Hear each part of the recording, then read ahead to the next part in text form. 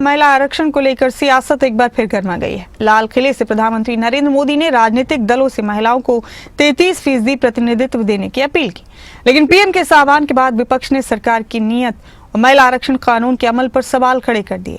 अब सवाल सिर्फ आरक्षण का नहीं बल्कि महिलाओं को उनका हक कब मिलेगा और इसका सियासी श्रेय किसे जाएगा, ये भी है। ये रिपोर्ट देखिए।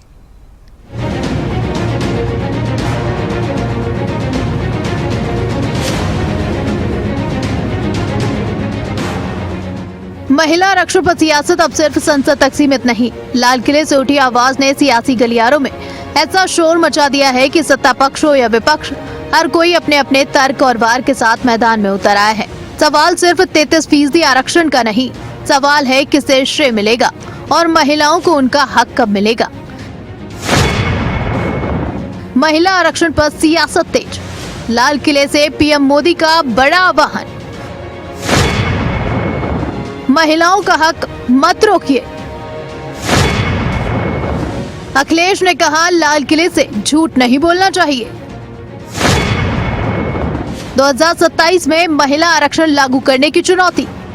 लाल किले के प्राचीर से प्रधानमंत्री नरेंद्र मोदी ने महिला राजनीतिक प्रतिनिधित्व को लेकर बड़ा आह्वान किया है।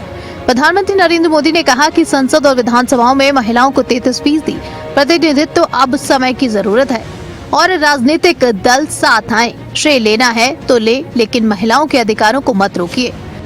आज पंचायतों में, नगर पालिका में, महानगर पालिका में बहुत बड़ी मात्रा में हमारी महिलाएं जनप्रतिनिधि बनकर के देश का मार्गदर्शन कर रही है, समस्याओं का समाधान कर रही है, बहुत ही सक्षम नेतृत्व दे रही है। और इसी को ध्यान में रखते हुए हमने पार्लियामेंट में नारी शक्ति वंदन अधिनियम पारित किया था, लेकिन किसी न किसी कारण से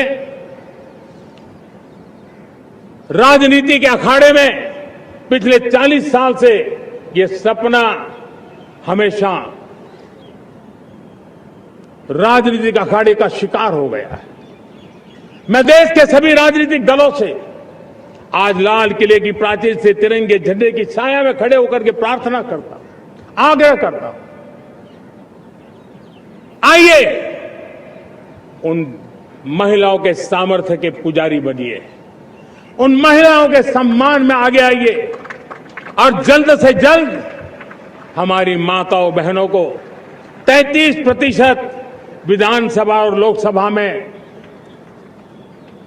उनको प्रतिनिधित्व मिले। वे भारत की नीति घड़तर के अंदर अपना योगदान दे, समय की मांग है।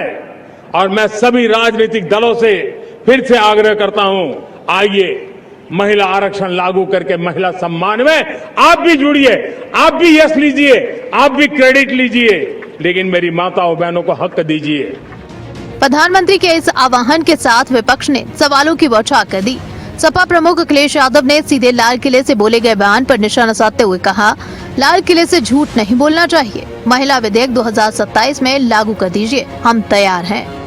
लाल किले से झूठ नहीं बोलना चाहिए।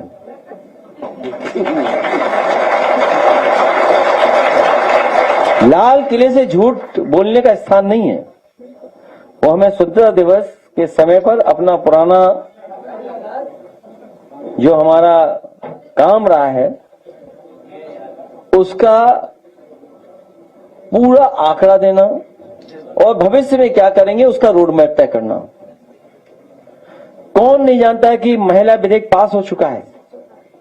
हर व्यक्ति जानता है, हर पॉलिटिकल पार्टी जानती है।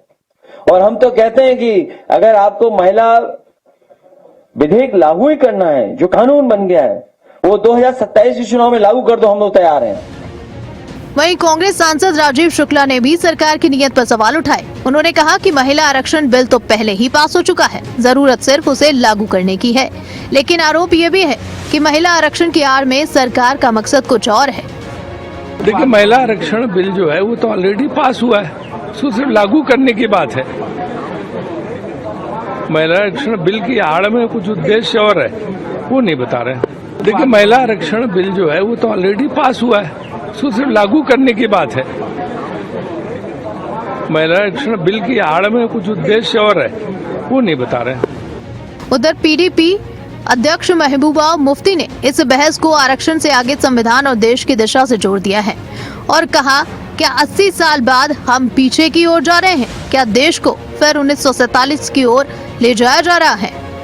सोचना चाहिए क्या ये चीजें इस वक्त हो रही हैं जो हमारा संविधान, हमारा कॉन्स्टिट्यूशन अम्बेडकर जी ने मिलजुल के उस वक्त कांग्रेस की लीडरशिप के साथ दिया था कि यहाँ हर इंसान को इंसाफ मिलेगा, हर इंसान को बराबर हक मिलेगा जिंदगी जीने का, मजहब के नाम पे, जात पात के नाम पे कोई तफर्रुक नहीं होगा।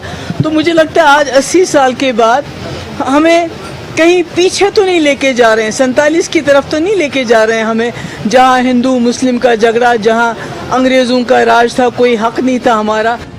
एक तरफ लाल किले से महिलाओं के हक की हुंकार, दूसरी तरफ विपक्ष का वादों और नियत पर वार। महिला आरक्षण अब कानून से ज्यादा सियासत का अखाड़ा बन चुका है।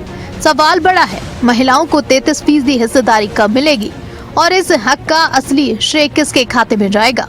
फैसला सियासत करेगी या अब सचमुच महिलाएं अपनी हिस्सेदारी खुद तय करेंगी?